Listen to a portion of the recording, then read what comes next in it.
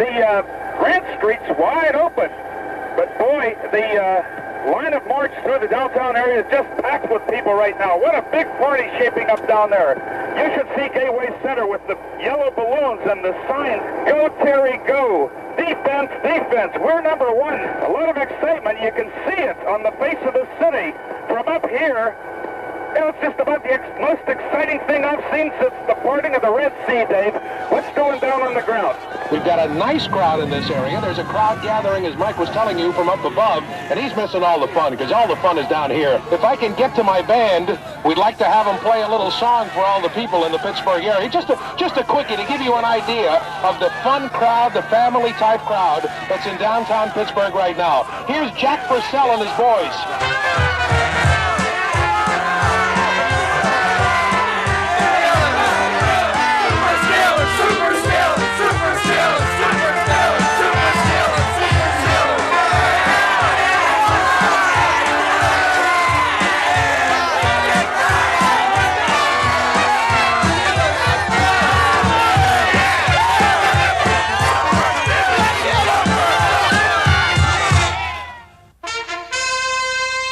The Pittsburgh Steelers were considered certain Super Bowl contenders at the start of 1974, despite the fact that two new faces appeared in the starting lineup. Of all places, they were at quarterback, where three-year pro Joe Gilliam would start, and at middle linebacker, where a rookie, Jack Lambert, number 58, treaded water for a while, got his feet wet, and then came on with a splash.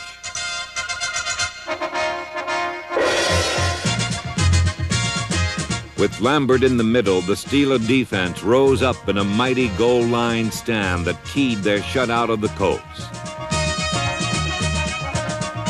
Rock-ribbed defense was nothing new for Pittsburgh fans, but Jefferson Street Joe Gilliam was, and he was magnificent, leading the Steeler offense to 30 points.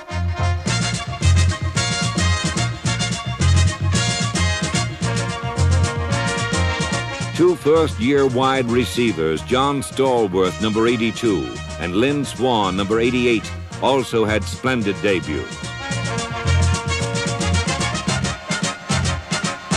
In all, 14 rookies made the Steeler roster, and mixed with young veterans like Frank Lewis, number 43, the Steelers were young, but they were tough.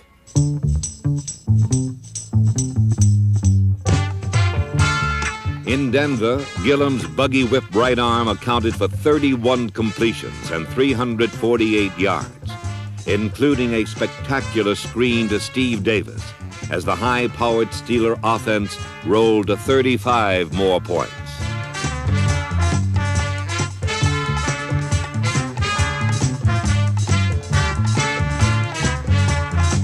But Pittsburgh also gave up 35 points, and the Steelers settled for an unsatisfying tie. Then, after scoring 65 points in their first two games, the Steeler offense disappeared.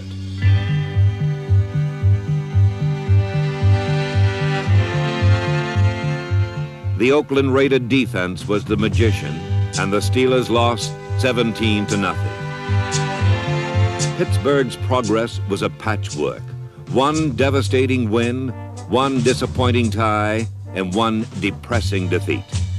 Such inconsistency would gnaw at the superstructure of the Steelers and threaten to ruin their season.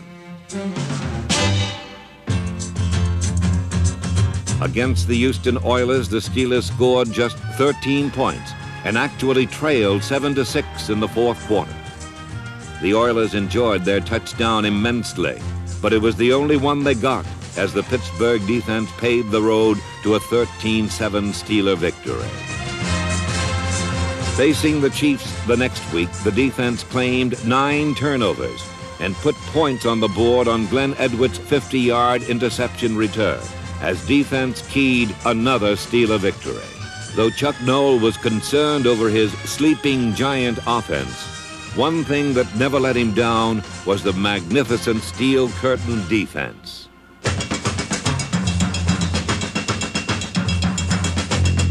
The strength of the Steeler defense is the front four. Number 68, L.C. Greenwood. Number 75, Joe Green. Number 63, Ernie Holmes. And number 78, Dwight White. Mad Dog, Mean Joe, Fats, Hollywood Bags. Arrowhead Ernie pointed the way to the pass pocket, and no matter what you called them or in what order you named them, the Steeler front four just kept coming. By the end of the regular season, 52 pass pockets had been pillaged.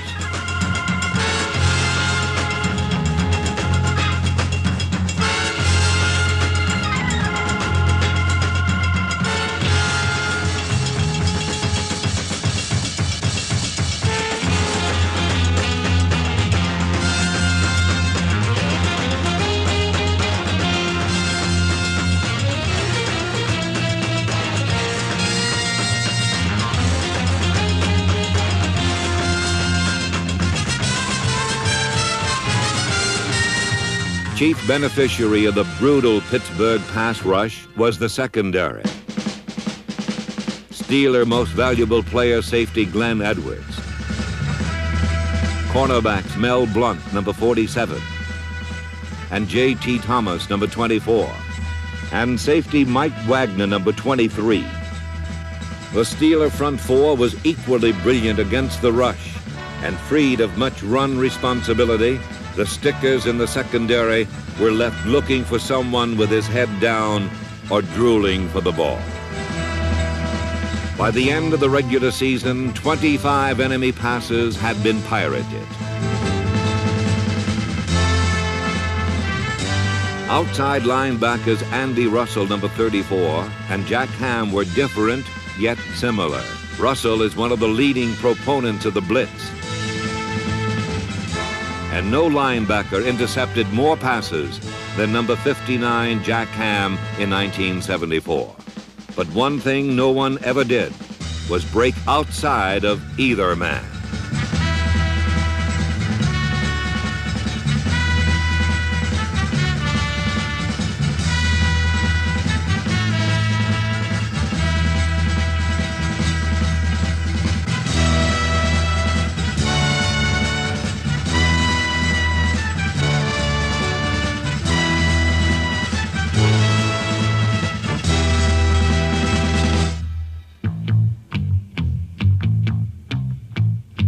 Before the season, middle linebacker seemed to be the only question mark. But rookie Jack Lambert from Kent State turned question mark into exclamation point. Joe Green put it rather well when he said, "Jack Lambert is so mean, he doesn't even like himself."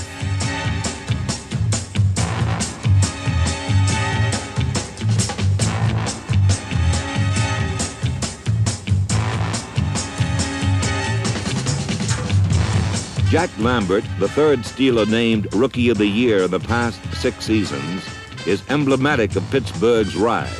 34 current Steelers are original Pittsburgh draft choices, and several rookies made it big this season, including Lambert and wide receivers Lynn Swann, the number 1 pick from USC, and John Stallworth, chosen in round 4 from Alabama A&M.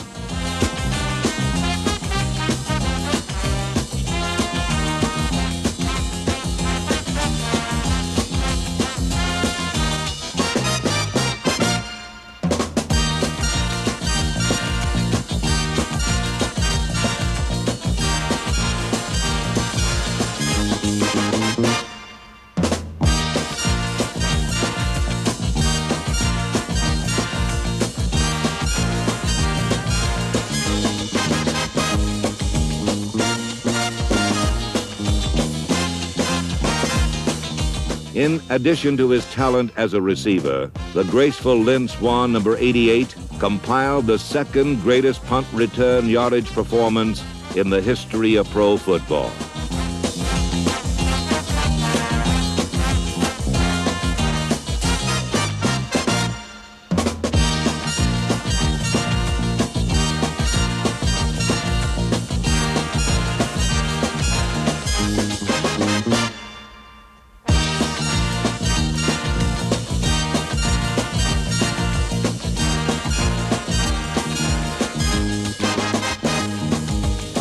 Swann's performance was a tribute to Steelers' special teams.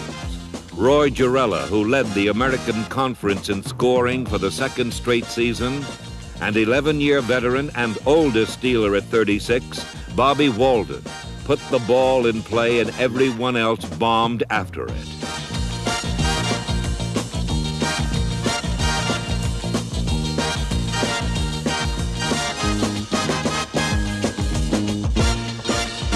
There was never any question that defense and special teams would go a long way in making the Steelers number one.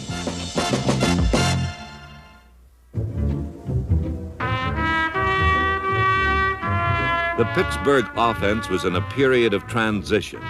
On the season's sixth Sunday, the Steelers beat the Browns 20-16. But the magic had gone out of their aerial circus, and it was becoming increasingly clear that the Steelers would have to run for their playoff lives. Much of the challenge fell on the broad shoulders of Franco Harris, who, due to a series of nicks and bruises, had rushed for just 206 yards in the season's first 6 games. The challenge touched Rocky Bleier, the Steelers' best blocking running back, who became a starter. But most of all, the challenge called on Terry Bradshaw.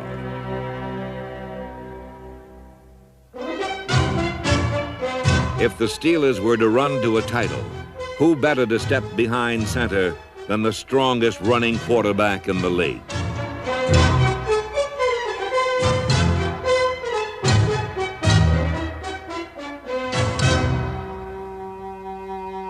But the challenge went deeper for Terry Bradshaw. He took to reading his Bible again, and the competition for the quarterback job would add to his growth as a man capable of controlling an offense. The battle lines were drawn, the foot soldiers of the offensive line ready when the Steelers faced the Atlanta Falcons.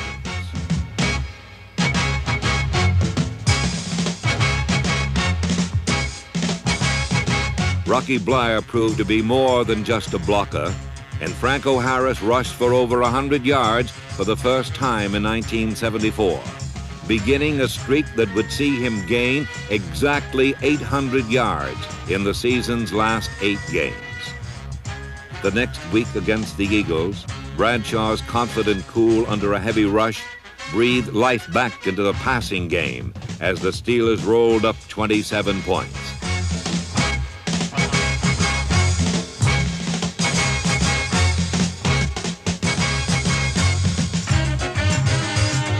The Eagles got no points and were outscored when Mel Blount returned an interception for a score. With a crushing 27-0 victory and a 6-1-1 record, the Steelers at last appear to have everything together, but the sword of inconsistency still hung over them.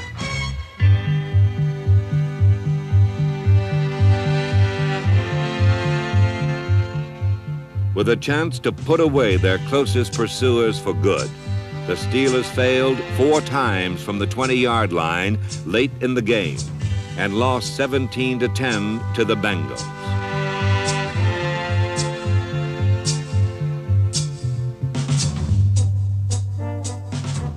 After 2 convincing wins, an inconsistent performance by the Pittsburgh offense again cast a shadow of doubt on the Steelers season and led to another change. Against Cleveland, Terry Hanratty stepped into the breach and started strongly with a strike to Ron Shanklin.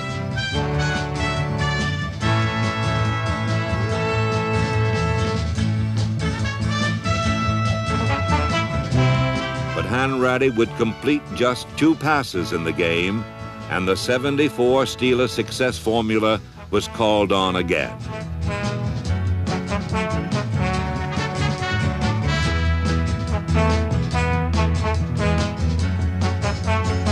Running, not passing, and hard rock defense led to the Steelers' first victory in Cleveland since 1964.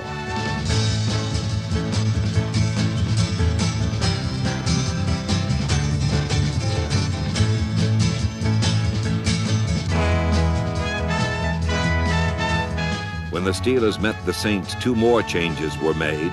Steve Furness, number 64, filled in for the injured Ernie Holmes on defense. On offense, Terry Bradshaw was back as Pittsburgh punished New Orleans 28-7. With another brace of impressive wins, the Steelers again seemed to be gathering momentum. But then the bugaboo of inconsistency flew up and bit them again. Playing in a blizzard, the Steelers managed just 10 points and lost to the Oilers. This was the blackest loss of all, for it kept the Bengals alive as the Steelers traveled to Foxborough for a tough game against the Patriots.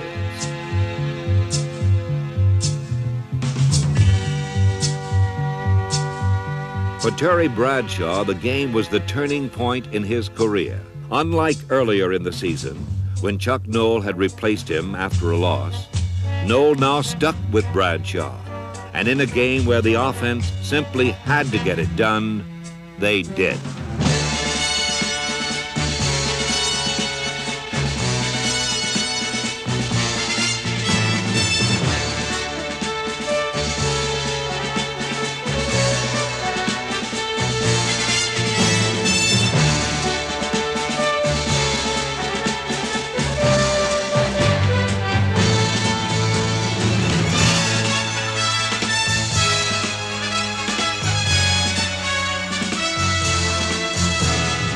The Steelers were champions of the AFC Central Division, but their crowning as division titleists was greeted as much with a sigh of relief as with a joyous shout. For the end to an on-again, off-again regular season was behind them, and a new one was just beginning.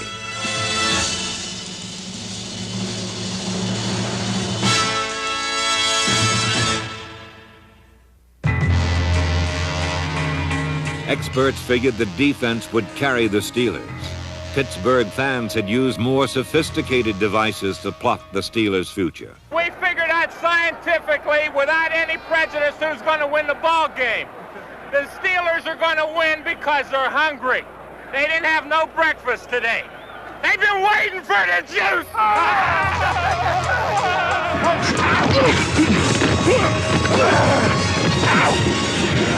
Let it go, Doc Header!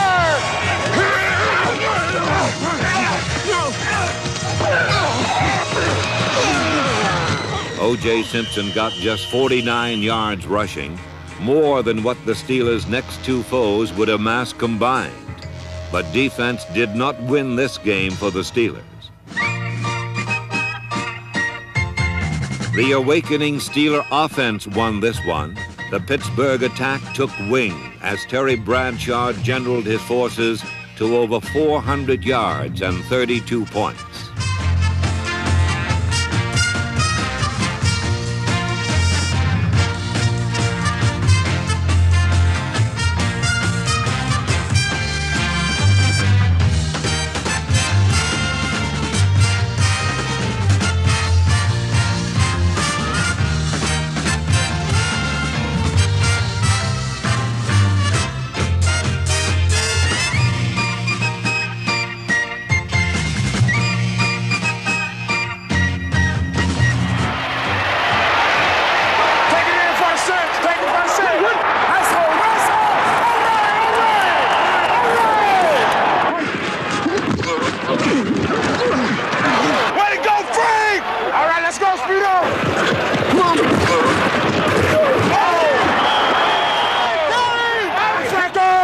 Led by Franco Harris's 3 touchdowns, the Steeler offense blew away the Bills.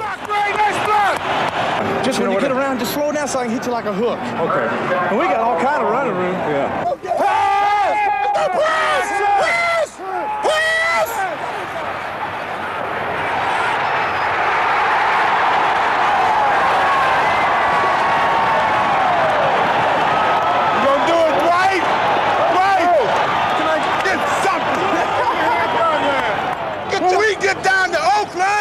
We're going to be the best, right on, Swan? We're going to be back at home on the coast. We're going to kill them, baby. Pittsburgh going to the Super Bowl. We got a feeling. Pittsburgh's going to the Super Bowl. We got a feeling. Pittsburgh's going to the Super Bowl. We got a feeling. Pittsburgh's going to the Super Bowl.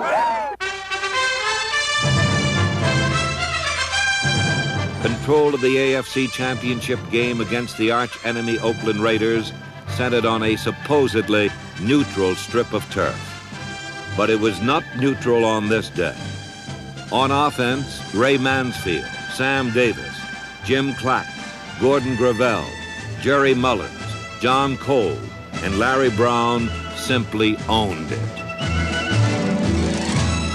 47 times Franco Harris and Rocky Bleier barged through giant cracks in the Raider defense for over 200 yards.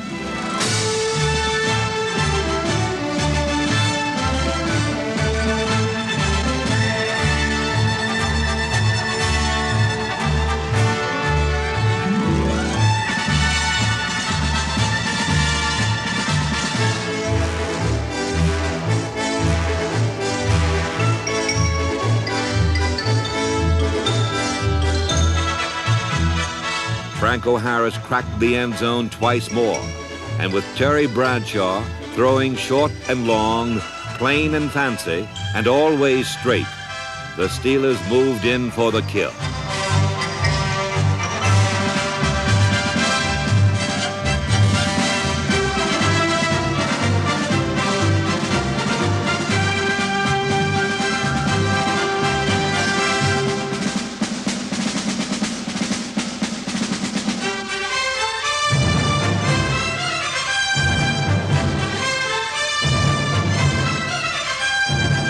The Steel Curtain was no less brilliant in their domination of the scrimmage line, limiting Raider runners to just 29 yards and rattling Snake Stabler into 3 interceptions.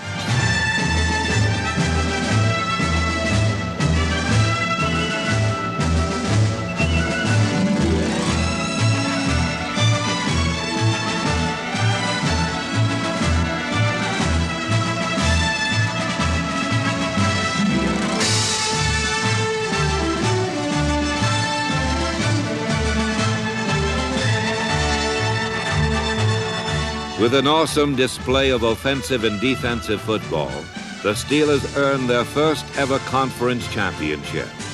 And the prophets from Pittsburgh who had predicted Super Bowl Steelers had proved prophetic indeed. Pittsburgh's going to the Super Bowl. We got a feeling. Pittsburgh's going to the Super Bowl. We got a feeling. Pittsburgh's going to the Super Bowl. Again in Super Bowl IX, the Steelers were simply awesome.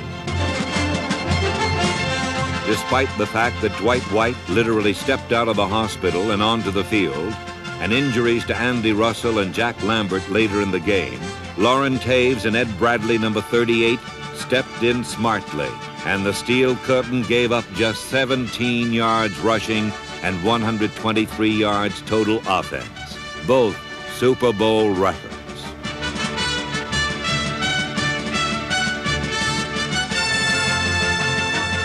Fittingly, in a half dominated by defense, the only score was a safety. And with a 2-0 lead, the Steelers got a break on the second half kickoff.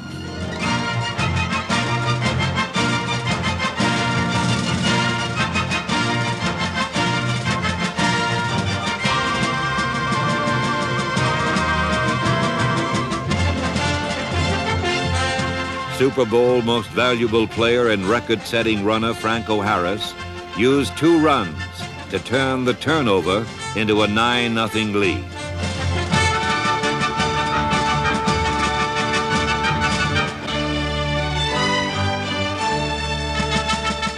Though Pittsburgh had dominated, a blocked punt left them with a precarious lead with 10 minutes to go. But the Steelers had waited 42 years for this game, and Terry Bradshaw summoned the Steeler offense to a blood-and-guts victory drive.